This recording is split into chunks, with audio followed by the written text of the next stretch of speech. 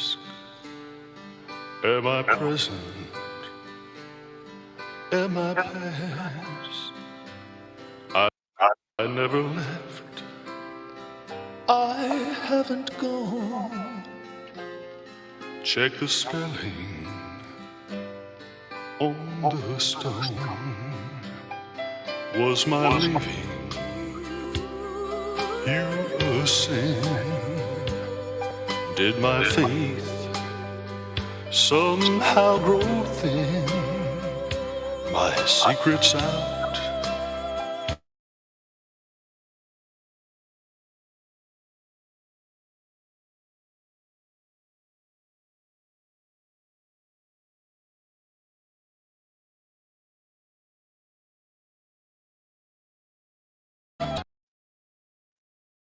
Check the spelling on the stone. Sorry, that froze. The legend lives, never die. It's up to you to decide. Say the word and I'll come home. Check the spelling on the stone. Would you miss me quite the same had I never come to fame? So the truth may now be known. Check the spelling on the stone. The legend lives, never die. It's up to you Sing the song. to decide. Say the word and I'll come home. Check the spelling on the stone. Just check the spelling on my stone.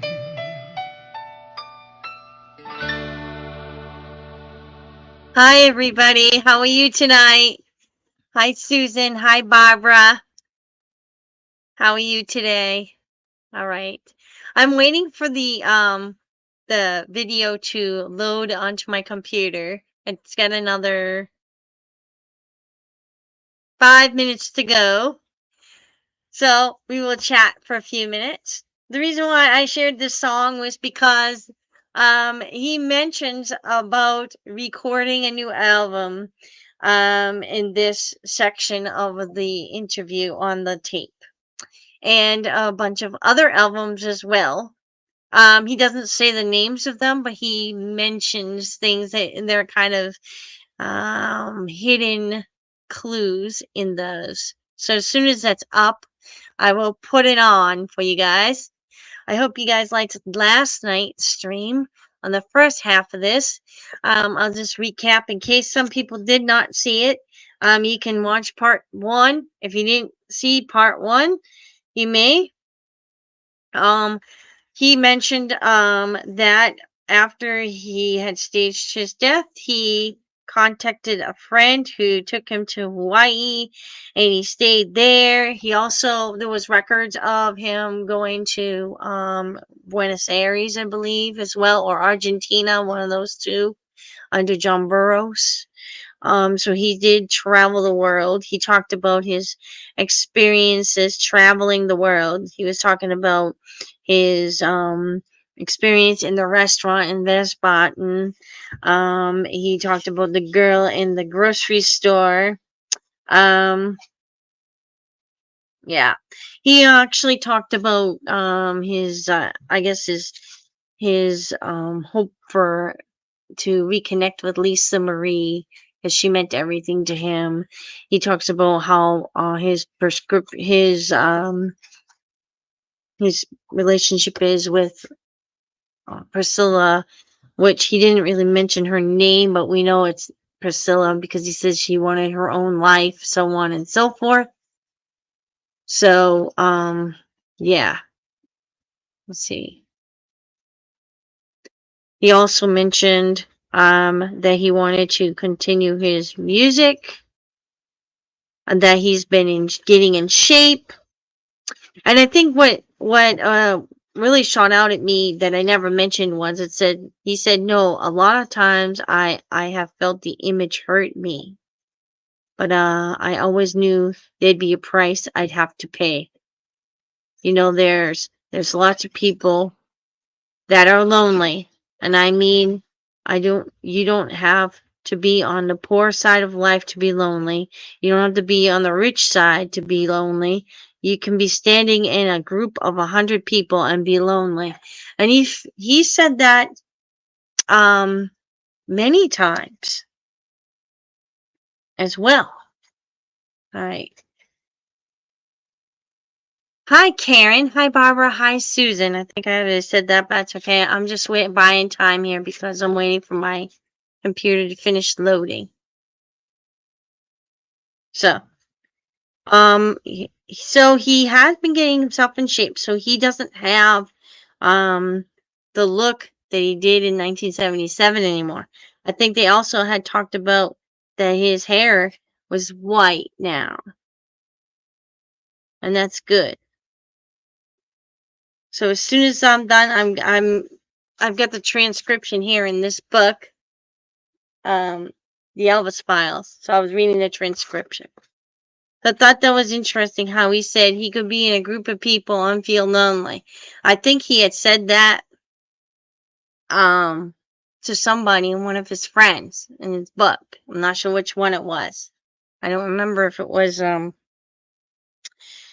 Geller. I think it was Larry Geller, but I'm not sure. All right. He was basically a prisoner of his fame, you know. So anyway, I'm hot. I'm gonna take this off. And yeah. So it's good that he had done some things. So when this is done, if you want to revisit some of the inconsistencies in his funeral, if you guys haven't seen those, inconsistency in records, I think this is part 1 and part 2. Check those out.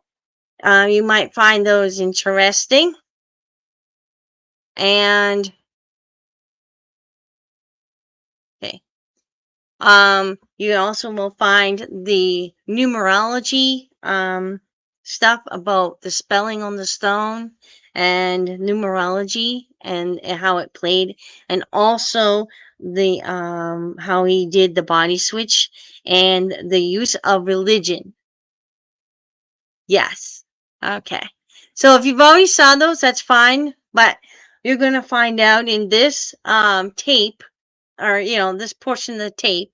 He doesn't really mention it, but the gentleman that talks to Gail in between, I left a commentary on this time because there's quite a bit of information that she gives that's interesting, that kind of fits in a timeline and kind of gives you an idea about this. And she had said that he had called her, or a mysterious voice had called her in this book, um talking about he called himself Orion, and he talked about and we had covered that in in the Orion episodes as well. I talked about being a twinless twin and all those things. So we know that Jimmy Ellis was not a twinless twin. So anyway, yes, I'm glad you saw those and you thought they were interesting. I'm going to check and see how my video's going. I think it was almost ready. Yeah. So I hope you all are having a good day. You had a good day so far. Or if you're in a different country and you're starting a new day, I hope your day is going well so far. Okay.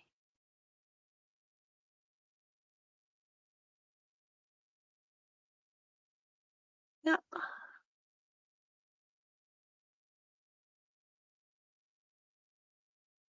Happened from one day All to right, the here we next. go. But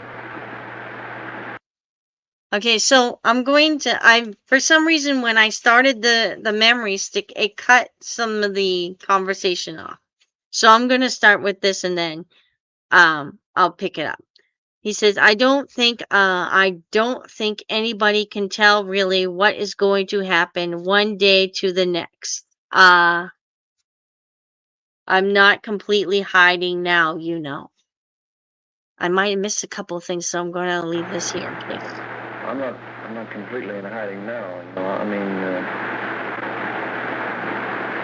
I'm seen by people all the time. As far as appearing nationally, I think it would be silly to say the least, to go back into something that's taken me this long to get out of. But I think I'd like to continue my music. I'd like to do some new things. I'd like to do some things that, because of contracts or something, couldn't be done in the past. But mostly, I just want to continue to entertain people. I've said it before, and it's something that is in my mind, and I just like to get into it as much as I used to. And I'm sure that sometime in the near future it has to happen, but until it does, I'll just go on living as normal a life as I possibly can. Okay. So this is a very scratchy tape, so hopefully everybody's hearing this okay. What actually sticks out at me is he said, I'd like to do some things that because of contracts or something couldn't be done in the past, but mostly I just want to continue to entertain people. Okay. So he was tied up with that contract with RCA. And you know, there's something to do with Jerry Lee Lewis and Friends, and they claim that his voice was on that Jerry Lee Lewis and Friends tape. He had kind of admitted that he had recorded that, but could not have it released until they said after he was gone or dead. So he kind of knew already ahead of time that he was planning this out. So, 1978 comes around and Jerry Lee Lewis releases his album, Jerry Lee Lewis and Friends. And of course, RCA freaks out because Elvis's voice is on that album. And of course, they had to change the name to Orion, but that was definitely Elvis's voice. He also did Killer and the King album with Jerry Lee Lewis, which he will kind of like insinuate about doing that. And the Orion thing, he kind of just slowly doesn't mention the name of it. He just says something like, I've done old songs and then I've done new songs. You'll see that when you're done. Oh, and happy Mother's Day to you, Susan, as well.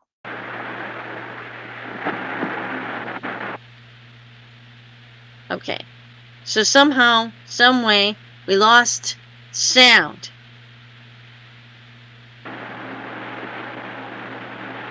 I don't think anybody could have asked for anything that he worked any better than what has happened to me. Sometimes I feel like instead of being on an island, that I am an island. You know,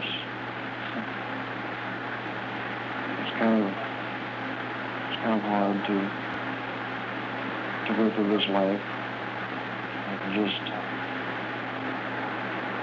memories, and it seems like that's what I have now, but I would still like to give back a lot to people that have given so much to me.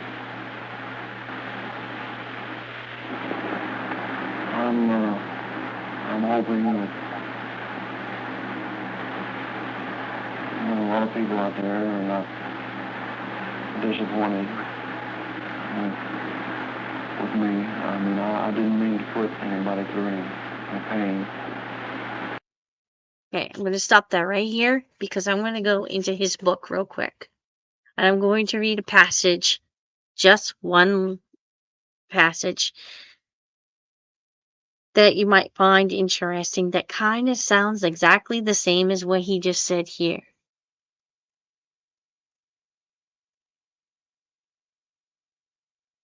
I gotta find it first.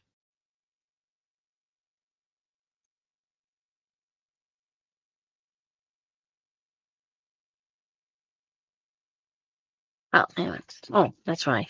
I'm the wrong page. He says, to my fans, please forgive me. All right. Because he said that his brother was with him spiritually, but he had to do what he had to do, basically. And he wanted his fans to know. He didn't mean to hurt them, and he didn't mean to hurt anybody. He just had to do what he had to do. It's in here. All right. So I'm going to continue. It's taken a lot to have to do what I had to do. But I think in the long run that it's going to pay off. I believe that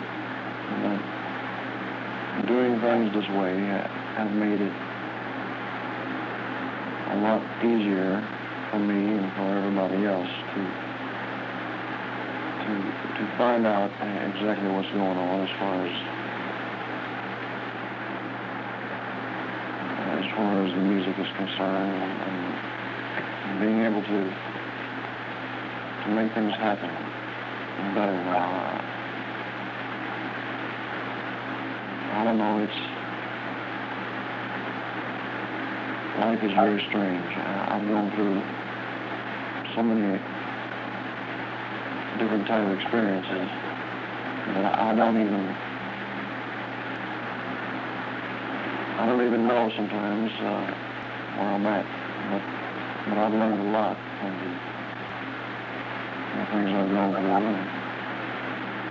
and I'm always learning more. There isn't any way that you can stop learning. You have to continue to learn. I know there's a lot of movies that have come out in the past, in the recent past, but I haven't enjoyed it all. It's an interesting thing, but when you're involved in entertainment, you realize that there's a lot of things, like an image and various other things, that people try to portray. They try to make you a certain way. And I think they're doing the same thing with the movies. They want to make things come out a certain way, and if they don't, I guess they feel they haven't done their job. All right, I was curious about something he mentioned there about being silly to come out and appear nationally. Do you think he would ever do it? It's hard to say what he would do. He does make mention that he's not completely in hiding and that he's seen by people all the time. I have a feeling that a man whose life has been music is not going to completely give it up.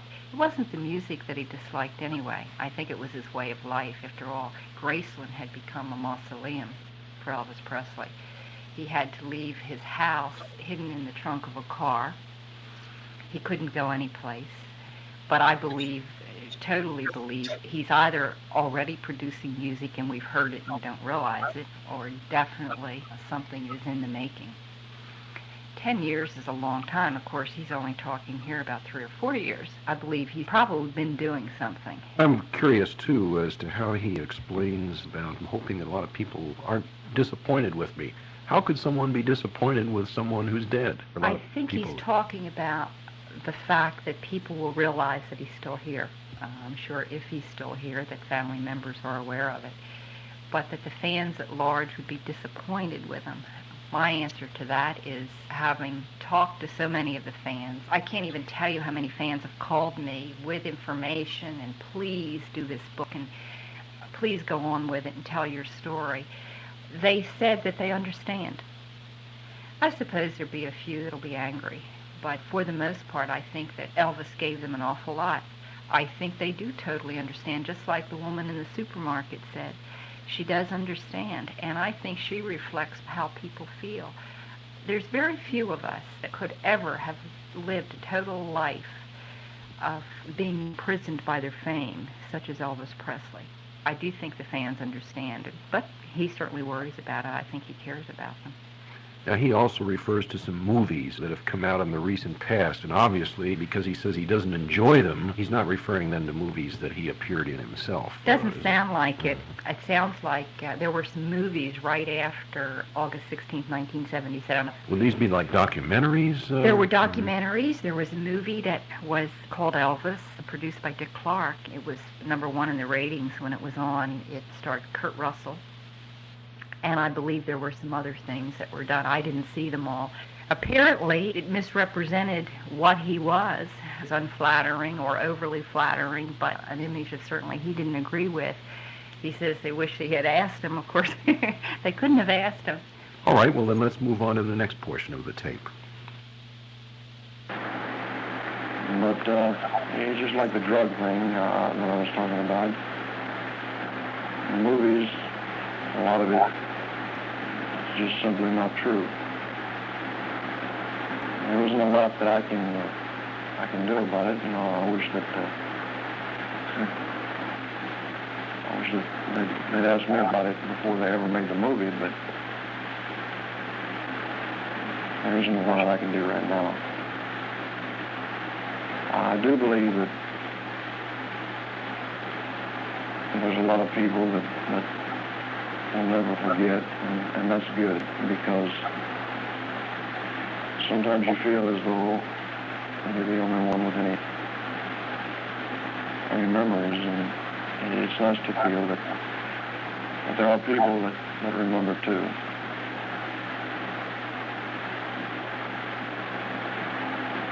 I'm looking forward to spending this coming Christmas in a new way. It's always been a very happy time of the year for me, and I'm looking forward to it. I'm looking forward to possibly seeing some people that are going to be shocked. I'm just hoping that these people that I'm going to see, they won't be hurt.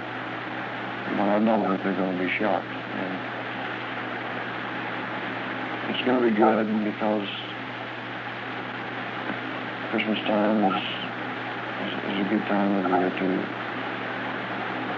to make everything okay, to mend. And so if there's ever a time that I could make an appearance, or that I could come out into the open, I think Christmas time would be it. Well, he's referring here to this coming Christmas, I guess, to use his words. That would mean, what, Christmas of 1981, 82? Probably around that time frame. He's really not talking about coming out, but about seeing people that are going to be shocked. And I These think be close friends? I would think so. Friends, perhaps some relatives that didn't know. Obviously, when you say seeing people and they're going to be shocked, again, that seems to date it after August 77, because he would have not shocked people prior to Christmas. Well, it also suggests to me that there are an awful lot of people keeping a secret. I mean, as we keep listening to this tape, we keep hearing more and more people who he's referring to have seen him, where he's going to see all these people. I'm not so sure they're keeping it a secret, or I wouldn't be here. I do believe it falls back again to who would believe me anyway, and if you were a close friend, you might tell another close friend. They might believe you, but I don't think if you stood up on some kind of platform and said, I've seen him, that they would believe you. So I think that's what he's probably referring to. Okay, we'll play some more of this tape.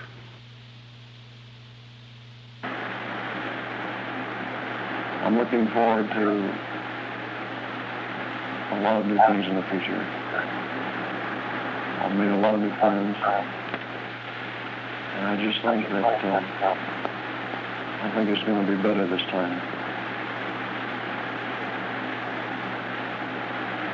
I can look out the window now, and I can see a lot. I can see a lot more than I ever have. And I guess the reason for that is because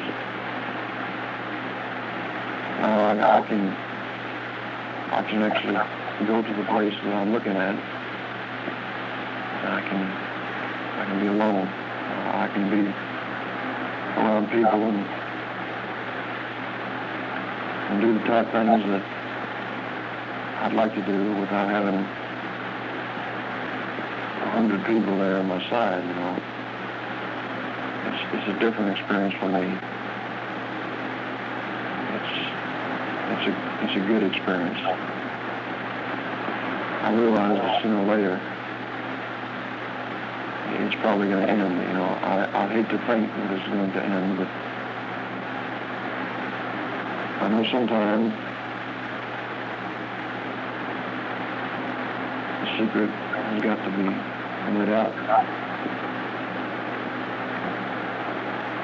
If it hadn't been for getting involved in what I'm involved in now, you know, things and such maybe have been different, but it's not. I mean,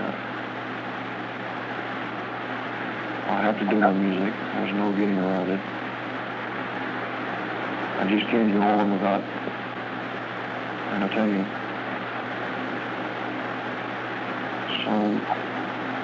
So hopefully things will work out better this time. I don't know. We just have to wait and see. He's talking about something going to be better this time. How could things be better than the life he lived before, really? Well, apparently the life he lived before was not a good life. Not a happy life? I don't believe it was happy. I believe, again, that it was a gilded mausoleum. He does talk about the fact that the secret is going to be let out sooner or later. He does realize that something is going to end, and I believe that something he's talking about is probably being in hiding totally. But he also seems to think or have a plan that when he does come back out, assuming he is alive, that it will work better. Probably will work better because, number one, no one will know where Elvis Presley lives. He did not have that advantage beforehand. I read a statistic the other day that there are two houses most recognizable in the world. One's the White House, and the second one is Graceland. So with that in mind, I think you know what he had to go through. However, I do not believe outside the White House thousands of fans cling to the gate to the point that he at one point had hired a look-alike, at least I read this, to leave in one car so that he could escape in the other. This might sound fun for a little while for most of us, but I do not think it's fun on a daily basis. He keeps referring also to, as I have to do my music, I want to do some writing. If he does do music again, in what form would it be? Would it be strictly in a recording studio? I think probably albums will be one way, perhaps a video. Performing, one doesn't know if he has not performed. Again, I touch upon this in the book about the book, The Most Incredible Elvis Presley Story Ever Told. There has been some speculation that he has performed. Yeah, I believe he will. I believe his safety and his privacy will be that no one will know where he is once he leaves. But you have to remember, Elvis Presley is no longer 42. Elvis Presley's not 33. He's not the Adonis we remember him. Elvis Presley is a man heading toward his mid-50s. One of these days, Elvis Presley could be a grandfather, and that's going to be very hard for the average female. So I don't think the performing will certainly be the way it was.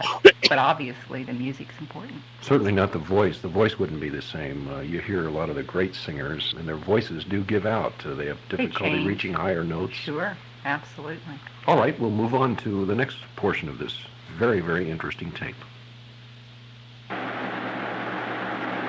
I know that I've been very fortunate, as I said, and the Lord has helped me through everything.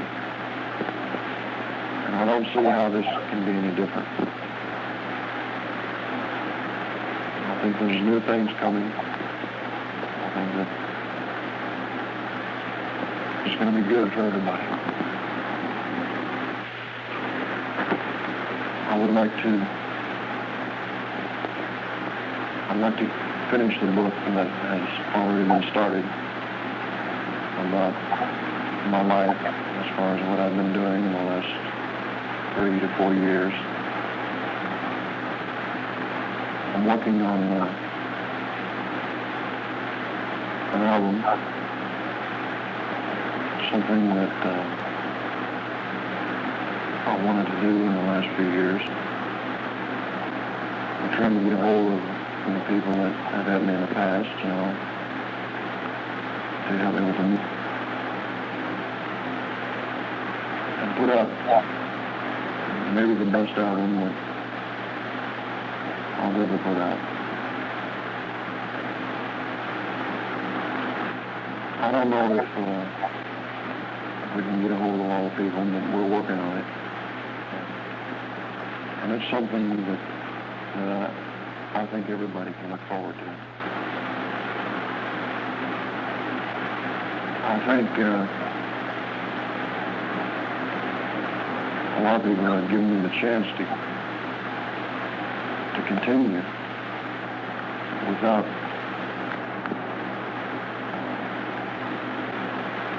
bringing me too far out into the open. It's taken a lot to get me in hiding. It would be a shame if things just turned around in 5 seconds. What we've just heard there, he's talking about taking a lot to get him into hiding. What sort of things? Well, obviously, total hiding the way he supposedly did it, leaving the one life behind and going into another life. He planned it, apparently. Prior even to August 16th, 1977, he cleaned house. He got rid of the Memphis Mafia.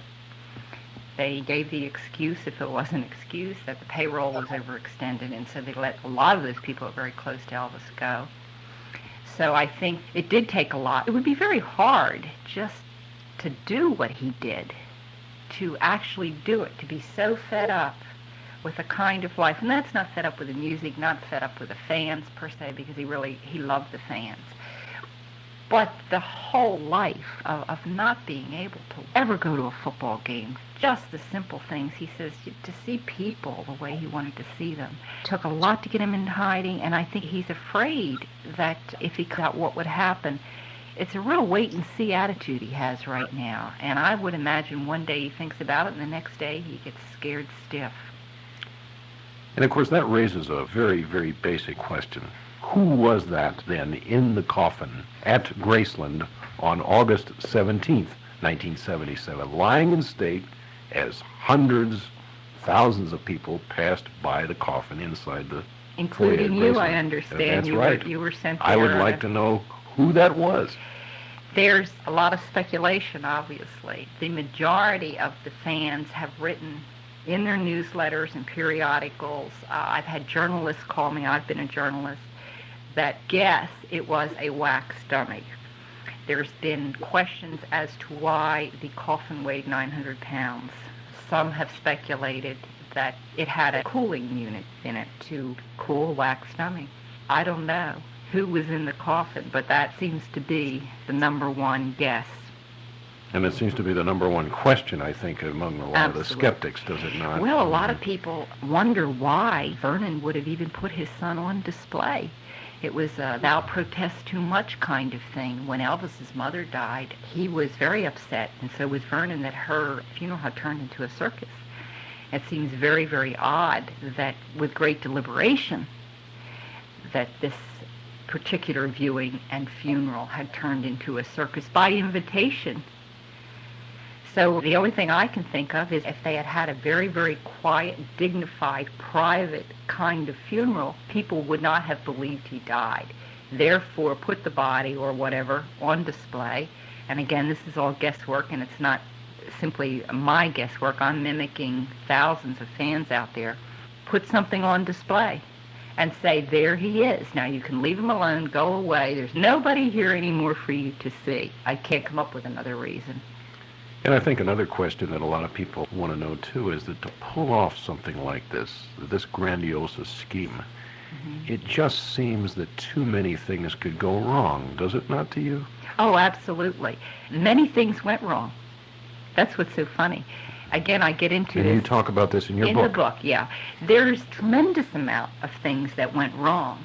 There's so many, many questions that if you just took one question alone out of my book, you would have enough to speculate as to what happened. There's just so much. But again, What would be perhaps one single thing that sort of jumps out at you in which they appear to have botched? well, the this name on the scheme? grave. Elvis's middle name was Aron. Aaron. Yes. And again, I go through in my book as to why he was named with a single A. It had to do with his being born a twin. The legal documents that are all with the single A. RCA's promotion has the single A. The death certificate, which I go through in the book because that raised a lot of questions, but I won't get into it right now. But the name itself, Elvis's middle name was Aron. But Vernon, on the tombstone at Graceland, the eternal monument to Elvis Presley, has spelled his son's name with the double A. Like in Hank Aaron. That's right. At the bottom of the tombstone, it says, by Vernon Presley. Now, wouldn't that be an honest mistake, though? Yes, yeah, you would misspell your son's name, the most famous face in the world. There are other things about the grave that raises questions. Superstition is funny. And not only was Elvis very religious and his family religious, but I would imagine there were some superstitions. A lot of people don't buy plots because they're superstitious. They don't want to fulfill anything. But if we were, we wouldn't have our tombstone made. It seems to me that it was just a way of saying he's not buried there. That's one example. Exactly. But it's given me a lot of time to work, whereas before I didn't have any to work. I just constantly had to keep doing the same things over and over again as far as music is concerned. And I keep putting out the same things all the time. It's hard to get something the way you want it, and to change it drastically if you've been used to the way you've been doing it in the past, and especially if you haven't got any time. I didn't have any time before. My time was taken up. But this is different. This gives me a chance to really get into something. To make it a piece of material that I can do the way I want to do it, instead of the way somebody is telling you they want some way and this and that, and just making it a big, sometimes I call it a mess, you know. I just have to do things this time the way I want it, and I think it will work a lot better. The first album that we've already released is something that was done a few months ago. And I enjoyed it, but I'll tell you, I didn't really think that we'd ever release it. there was a lot of remembering on the songs, and we tried some new songs and things, and it was a lot of fun. You know, I had a lot of fun doing it. But the next album that we put out, I really hope that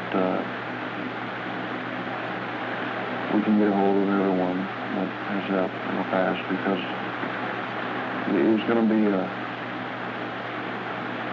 it would be a rewarding experience to think that everything could work so smoothly. My whole life has been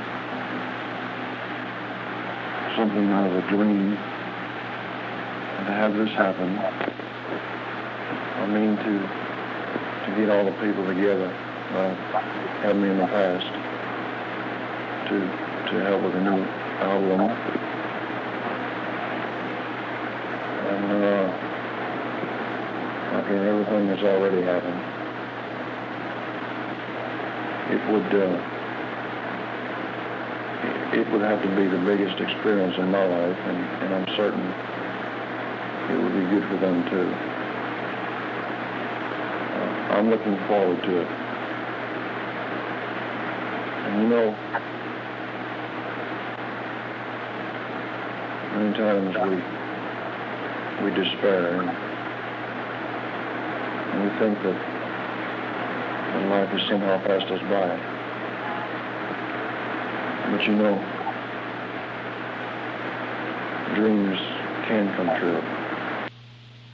Well, Gail, it's been a real pleasure talking with you here about this extraordinary tape recording we've just listened to, and also learning more about your book entitled The Most Incredible Elvis Presley Story Ever Told. Gail, do you really think Elvis Presley is still alive? Honest now. I haven't seen him personally, so I really don't know. There has been times, though, I've received some very mysterious phone calls, and I don't know if I've spoken to him or not. I mean, the calls have come in To this house. to this house. Yes, yes. And again, I talk about it in the book. All I can say is I have to read the book Orion. I'll have to read the book about the book. And the people will have to be the judge. They've listened to the tape. They can check the evidence. All I can say is they will have to be the judge. As Elvis says on the tape, nobody would believe it anyway.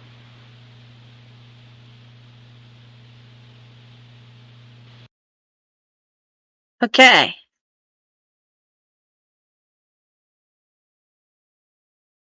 Oops. Sorry. Gotta find my. I'll get this off. That's remove. All right. So, how'd you like that? It's part 2. All right. Rhonda, I am glad I did part 2 too. I decided to do part 2 today instead of reading Orion on Facebook, because I have to read Orion in the private group on Facebook. I just felt like, well, we might as well do part 2 tonight. That way everybody can have a good day tomorrow and celebrate Mother's Day. I know I have a mother. I'm a mother, and I'm gonna enjoy the day even though my son's got to work. But I'm gonna have my mother come over for dinner and give her some flowers and everything else. So, yeah. So I decided to do a live today instead of tomorrow. So yeah. So I'm glad I did part 2 too. We learned a lot. Believe it or not, there was a lot in that part too. And Debbie, happy Mother's Day to you too, Debbie. And yeah. We learned a lot. And I firmly believe that we have differing opinions, me and Linda do, on the part about the album that came out. Okay, so there was a lot here. In this book, she revealed that he posed as Orion, called her a couple times, a mysterious voice, called her a couple times, talking about being a twinless twin, had a horse ranch, loved horses, everything. There were stories in here about him singing as Orion in concert. There was 2 concerts in the same night, 2 different cities. 2 friends called each other and said, "What?" Okay. But on Linda Hood Sigmund truth.com, so I'm going to give you that website right now at the bottom. She has a whole like page basically dedicated to his Orion connections, and he admitted to being a singer for Orion. Now, it doesn't mean that he toured with Orion all the time. He might have filled in, or he could have switched off a couple times. But we know that he sang some of the Orion songs. Stop. Orion songs. Especially with Jerry Lee Lewis. I firmly believe that. So I had put some photos up on the screen as they were talking. When he was talking about songs, he said that it said that he recorded an album or recently recorded an album. He didn't say albums, but I think he meant it because he said that he sang old songs, a lot of old songs he had to remember, and new songs. Okay, so in Orion, he had Jerry Lee Lewis. They were all old songs. He had the Rockabilly album.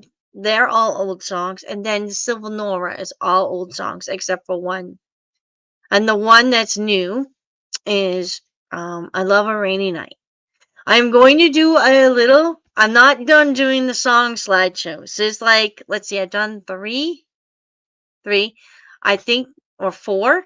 There's 9 or 10 songs on it. So I will do more and post them on here. So everybody, we're gonna all have all the Civil Nora songs on here. I don't think I can do Orion at all or anything, but I can always share those. Those will be in a playlist that I have. We're still kind of, me and a couple people in my group leaders are still listening to those songs and trying to pinpoint which one's Elvis, which one's Jimmy, or sometimes I put them on the Facebook group and we have good debates on those. But anyway, he did do his own album.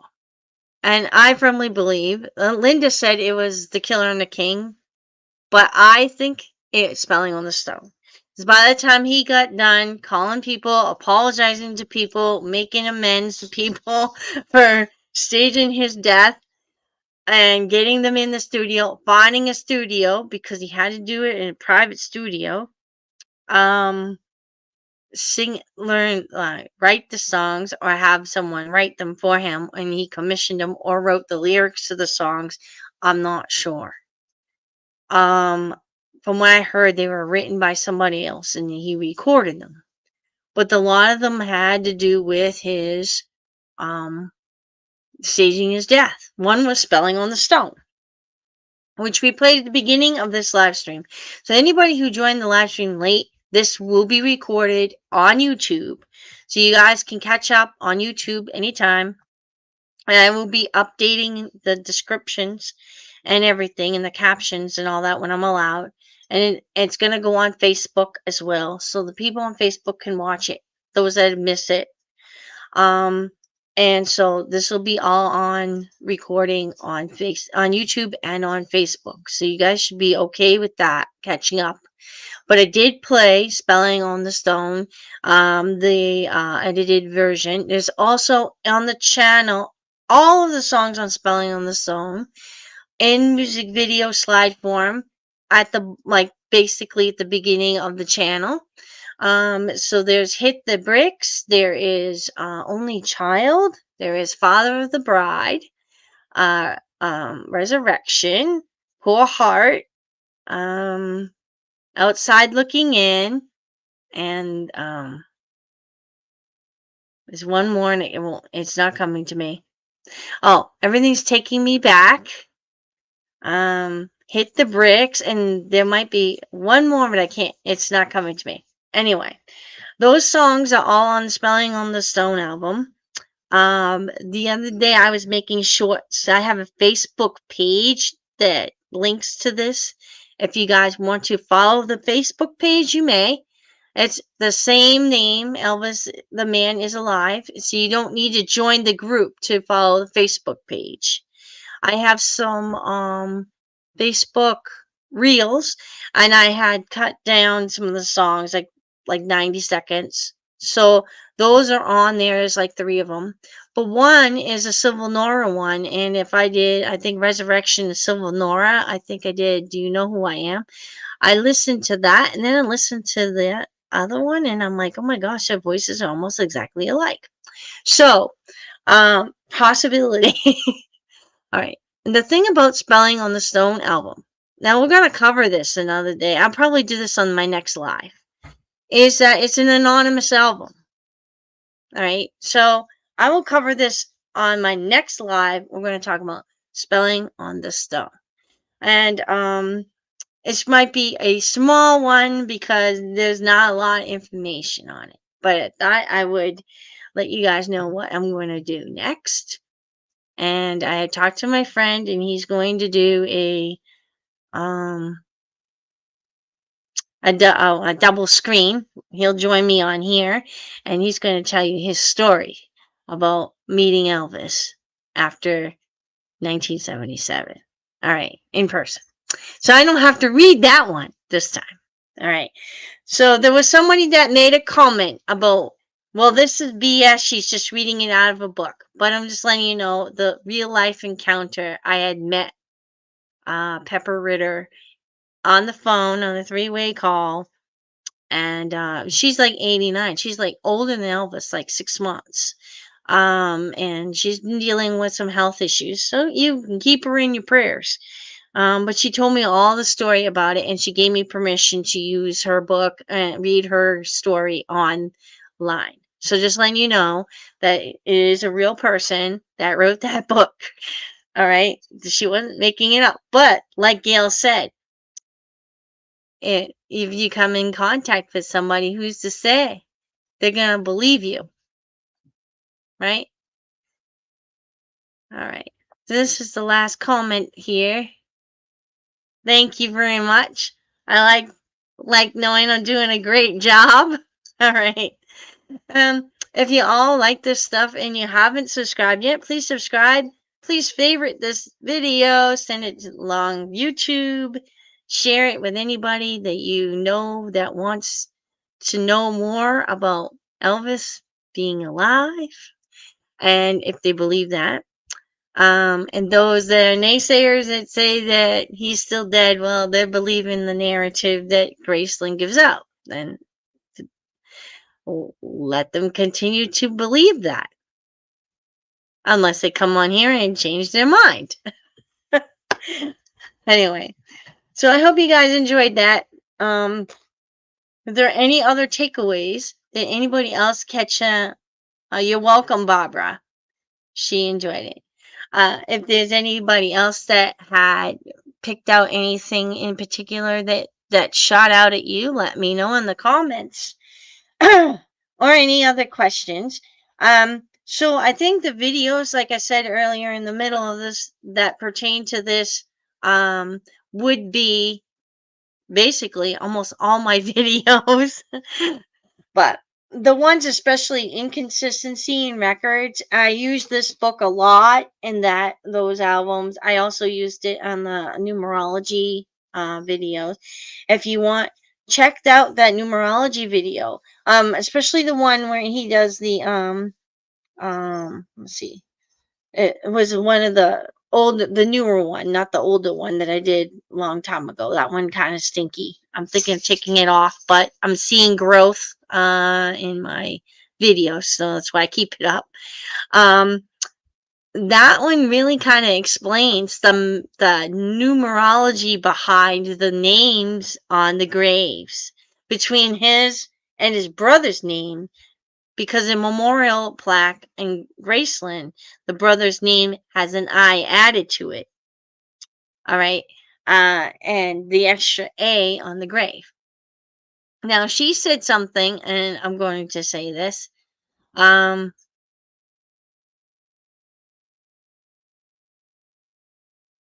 That the there's something about numerology is confusing. I'm not one to like dive into that type of stuff because it is considered the occult, but you do use numerology in the Bible for prophecy. They do use it a lot.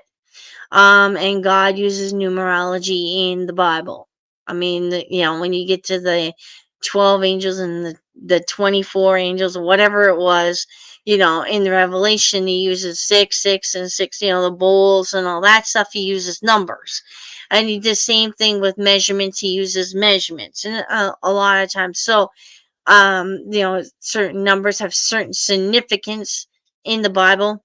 So, that is why I think Cairo's Book of Numbers is what was used for his numerology. It's quite interesting information. It could really, like, if you do your own numerology, you can actually figure out who you really are and see if your traits match. That's what I did. But anyway, so check that one out because that will help you understand why they use 2 A's on the grave. On Linda Hood Sigmund's Truth, it was the extra A. This is quoted by Jesse Elvis, who goes by his brother's name right now. The extra A means alive. So that's what he said. But she said Vernon had, underneath it said done by Vernon. Now, I remember seeing in the Elvis movie that he told Vernon, please start writing my middle name the Jewish way from now on. Now, this is like in the 70s. Priscilla was there in the room. I believe Jerry Schilling also remembers that. So I think that Vernon just followed his wishes and put 2 A's because he said in this book, Vernon did not know about this. So we have conflicting news between them. So we have this conflicting news on our group as well, and we're like, okay, who do we believe? Well, I'm going to believe Jesse Elvis over Gail. Only because he firmly believes that Vernon did not know. I think Vernon might have found out, but he said that he did not know. Okay. And that's it. There were some other errors too. She didn't point out all the errors, but there were some other errors. Well, first of all, you have the record, the the report, death report was filled out by Elvis himself. So that was a mistake. And Joe Esposito couldn't decide where he found him. At first he said he found him in his bed. And then he retracted and said he found him in the bathroom. Well, which one did you really find him? So there were like inconsistency in times, which I will do a video on that sooner or later, or a live stream talking about the inconsistency in the time reports of Priscilla and what she said, the times, and Jerry Schilling as well, the times of the airplane coming to Memphis and all that kind of thing.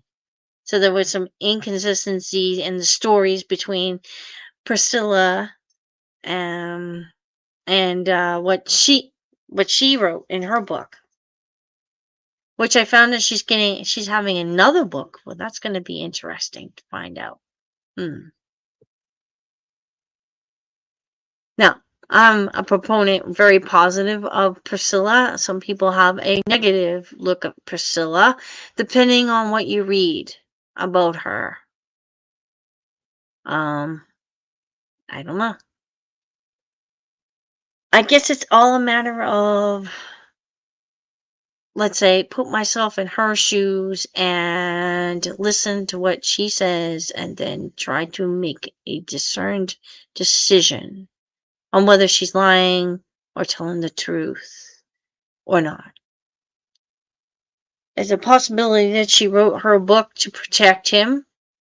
We don't know. But anyway, maybe she was bluntly honest. If she was completely honest in her book, great. If she wasn't completely honest, then maybe this book she'll come out with apology. Who knows? But anyway, I don't know. With Lisa Marie's coming out, I don't know. Anybody gonna wanna buy Lisa Marie's memoir? I might. Just to read it. We'll see what's up. I did read Deborah Presley Brando's though. That was really good. I couldn't put it down. And you can get that on Unlimited, like Amazon Unlimited for free. But she had a really rough life. But it was really interesting to read. And it was a different perspective. And it wasn't all about Elvis, but it was very, very good. I liked it. And I told her that too on Facebook. I told her that. I really complimented her. Her book was good. I could not put it down. If anybody, I highly recommend it. If anybody wants to read it, it's the Memoirs of a Starseed Child. Highly recommend it. Very, very good. She's a very honest person and a very spiritual person. But she's had a rough life, very rough life. And so there's some other illegitimate children too. Can't get wrap my head around that one, but it is true. But anyway. All right. So anyway, guys, I'm going to let you go. Have a great Mother's Day to all those mothers out there, all those future mothers out there, all those grandmoms out there. And if you're not a mom, happy Mother's Day to your mom who gave you life. Or you can be sometimes people can be spiritual moms. Or they could be aunts that are motherly figures.